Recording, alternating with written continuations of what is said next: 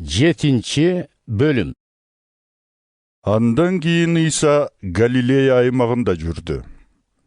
Иудей басшылары өлтірмекші болған соң, ал жерде қалғысы келбеді. Иудейлердің чөбалачық майрамы жақындап қалған. İsa'nın бір туғандары аға: Иудеяға бар.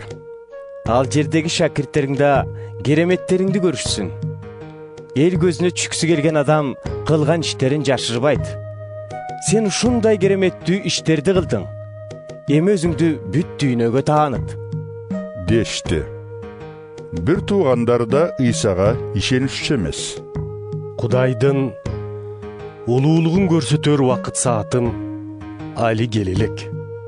Деді İsa аларга. Ал эми силер үчүн качан болсо да ыңгайлуу. Бул дүйнө силерди жек көрө албайт. Ал эми мени жек көрөт. Себеби мен анын иштеринин жаман экенин ашкерелеп жүрөм.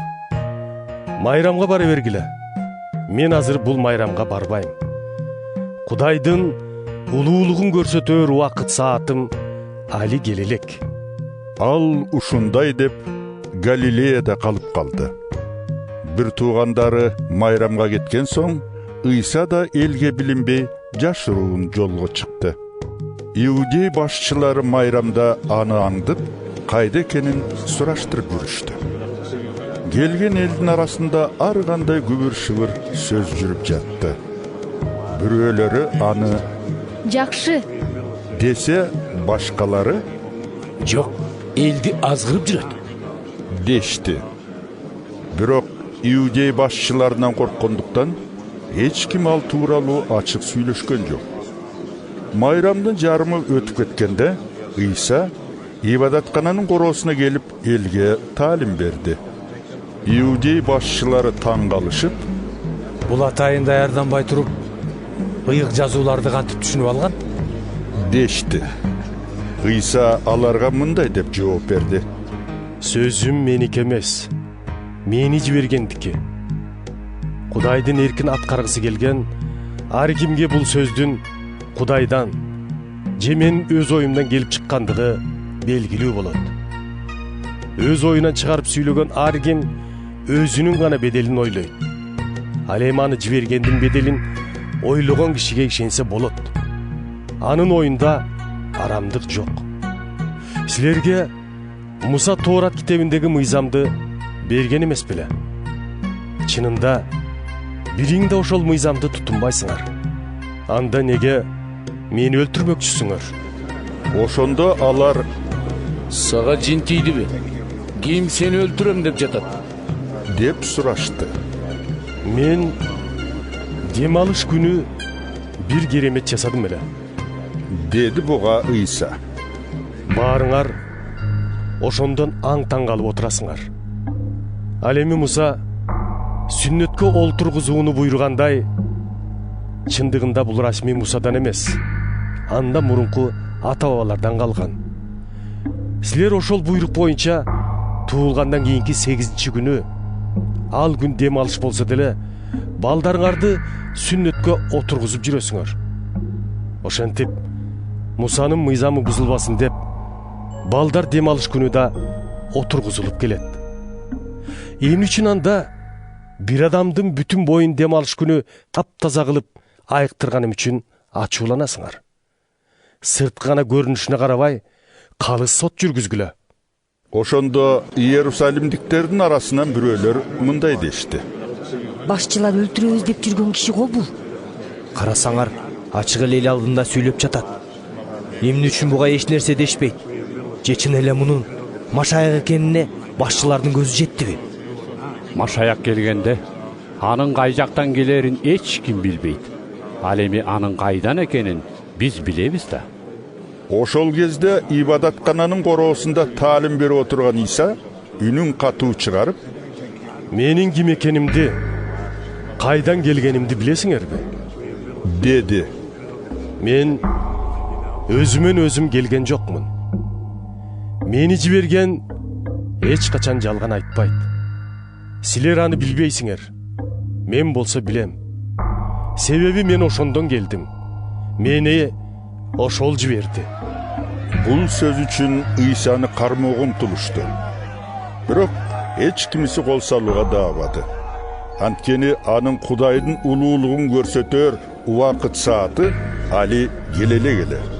Бирок көп адамдар Машаяк келгенде мындан да артык кереметтерди көрсөтөт дейсиңби? деп Ыйсага ишене башташты. Эл арасындагы ушундай күбүр-шыбыр фарисейлерге жетти.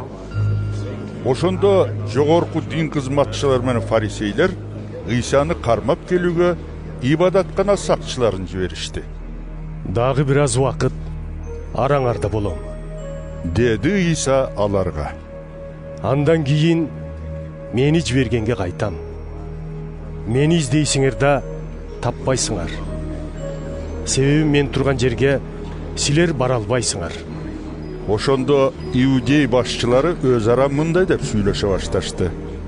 Биз таба албагыдай кайда барат? Чет өлкөгө тарап кеткен биздин адамдарыбызга барып, башка улуттарды да окутмакчыбы.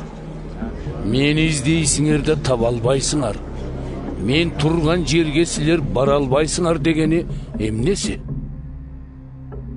Майрам аягындагы эң маанилүү жана улуу күнү Ыйса эл алдына чыгып, Кимдин жан дүйнөсү суусаса, мага келип ишсин.